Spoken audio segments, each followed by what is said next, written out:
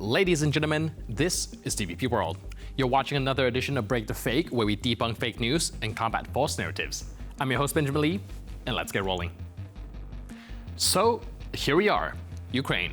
Day 1,000 plus of a full-scale war it never asked for, a country fighting for its survival, its borders, its people, its identity, and yes, also for democracy. But this week, Zelensky has dropped a hammer, and not on Russian tanks, but on his own anti-corruption institutions. Yeah. Let's get to the facts. On July 22nd, the Ukrainian parliament passed a law. Zelensky signed it almost immediately. It transfers control of the country's top anti-corruption agencies, the National Anti-Corruption Bureau, or NABU, and the Specialized Anti-Corruption Prosecution, or SAPO, to the Prosecutor General Office. In plain terms, the watchdogs now report to the people they were meant to watch. Now, these agencies weren't just bureaucratic boxes. They were the post-Euromaidan promise, a commitment to clean up the rot, sideline the oligarchs, and build a rule of law state worthy of Europe. And it wasn't just symbolic. In 2019, Zelensky himself filmed a video telling Ukrainians to call NABU's hotline and report corruption. Не потрібно писати у соцмережах «все пропало», ці такі самі, як ті, Зеленський понаставив своїх рішал. Ні. Ось телефон. Це гаряча лінія НАБУ. Дзвоніть і повідомляйте. Now, that hotline might as well go straight to voicemail at the Prosecutor General's desk. And then came the cherry on top. Vitaly Shabunin, one of the country's most prominent anti-corruption watchdogs and vocal Kremlin critic, suddenly gets hit with criminal charges. Fraud, military evasion. Amazing timing, really. Because nothing says we value democratic criticism like dragging the guy shouting about corruption into court while you've got the institutions meant to stop it. Let's call it what it is. Democratic backsliding. No spin, no excuses. When a government weakens its watchdogs and targets its critics, that's a red flag, even if it's flying next to a blue and yellow one. But here's where we do something Moscow never does. We deal in nuance.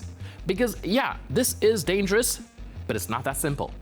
Ukraine is not the United States, it's not Norway, it's a nation over 1,000 days deep into a war with a nuclear-armed neighbor that wants it erased.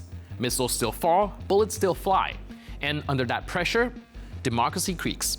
Centralization becomes more than just a temptation, it becomes a survival instinct. Paranoia stops being paranoia, it becomes Tuesday. Zelensky is not twirling a villain mustache here. He's a wartime president with spies on his doorstep, drones in the sky, and Western allies watching him like it's an episode of Succession. He's not consolidating power because he's bored. He's doing it because in a siege, decentralization becomes a liability. Now, is that an excuse? Hell nah. Explanation is not exoneration. You can't defend democracy by dismantling it. You can't claim to fight tyranny by flirting with it.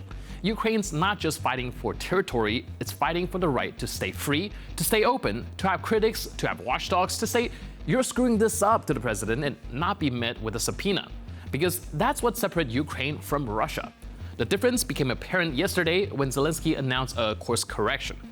Я запропоную Верховній Раді України законопроект, який буде відповіддю, який забезпечить силу в системі правопорядку. І не буде жодного російського впливу чи втручання в діяльність органів правопорядку. І, що дуже важливо, всі норми для незалежності антикорупційних інституцій будуть. Звісно, усі почули те, що кажуть люди цими днями. Що кажуть люди в соціальних мережах, один одному, на вулицях. Це все недаремно. Проаналізували всі занепокоєння, всі аспекти того, що варто змінити і що має бути активізовано. So let's not fall into the moral equivalence trap here. In Russia, anti-corruption activist usually means guy who mysteriously fall out a window. In Belarus, journalists go to jail for blinking the wrong way. Ukraine isn't that. It is still a democracy, limping, yeah, but alive. Which means the battle isn't just on the front lines, it's in the narrative. Because you know who loves this chaos? The Kremlin. Russian propaganda is already salivating. Zelensky the dictator, they scream, while jailing their own critics for using the word war. Not because, they care about democracy, but because your disillusionment is their battlefield. So, here's the line we walk. Call out bad behavior? Yep. Hold leaders accountable? Always. Equate Ukraine's wartime missteps with Russia's institutionalized tyranny? Never. Ukraine is slipping, but it's slipping while clinging to the cliff edge Russia shoved it off of. That's not moral equivalence, but moral exhaustion.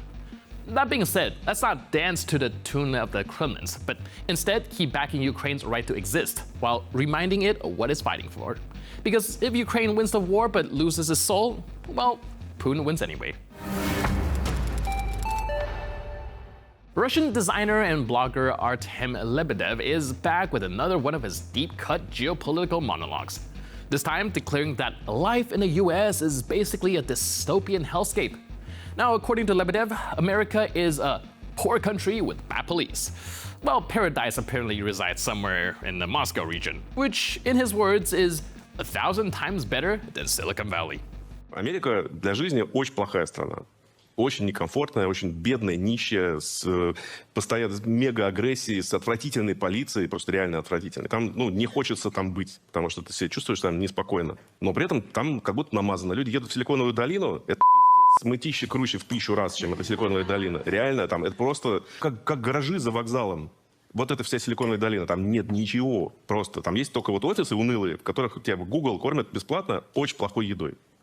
То есть не поверишь, что так плохо вот эти все высокооплачиваемые программисты едят. И все их счастье доехать до дома на машине и обратно в офис с кондиционером. Там ничего нет. У нас есть дофига всего, и мы об этом не знаем. It's like Lebedev here cracked open a dusty 1984 Soviet propaganda manual and decided to remix it with a hipster beer to go with his hair. America is crumbling. Children sleep on sidewalks. Waiters dig through trash, etc., etc. But let's decode the real message here. Anytime a Russian talking head wax poetic about horrors of America, odds are they just got back from shopping in New York. Yeah, America has its problems. What country doesn't? But saying the Moscow suburbs are better than Silicon Valley is like calling cup noodles hot cuisine because they're easier to cook in a train station. But that's the rhythm of the propaganda machine. The worse things get at home, the louder they sing about the glory of park benches and freshly painted fences. Patriotism in Russia is now measured in sidewalk renovations and how tightly the riot cops can zip-tie protesters. Thanks for the performance, Artem. I can't wait for next week's TED Talk comparing Colorado to a potato farm somewhere in rural Russia. Russian Foreign Minister Sergei Lavrov has once again gifted the world a new genre of diplomacy. Call it the surrealist grievance. This time, he accused Europe of having gone wild, plunging headfirst into some vague international rage against Russia. A fresh diagnosis from the Kremlin Clinic of Hurt Feelings.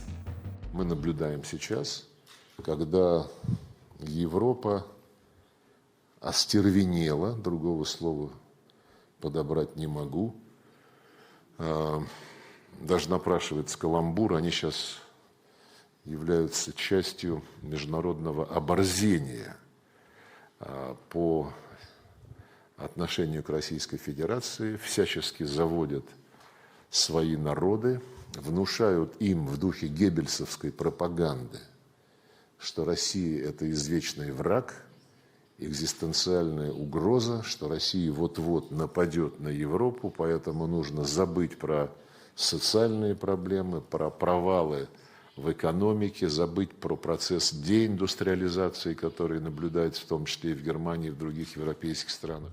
At this point, you have to wonder if the Russian Foreign Ministry has a whole department just for inventing phrases. We've had Russophobia squared, parallel reality, and now international obfuscation. Coming soon, planetary betrayal and galactic cancel culture.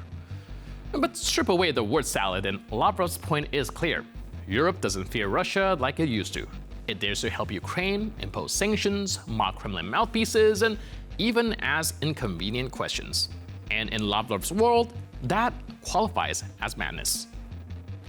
Now, sure, Europe might be furious, but not because it's irrational. It's furious because it's exhausted. Tired of war, tired of blackmail, tired of propaganda, tired of seasonal gas tantrums.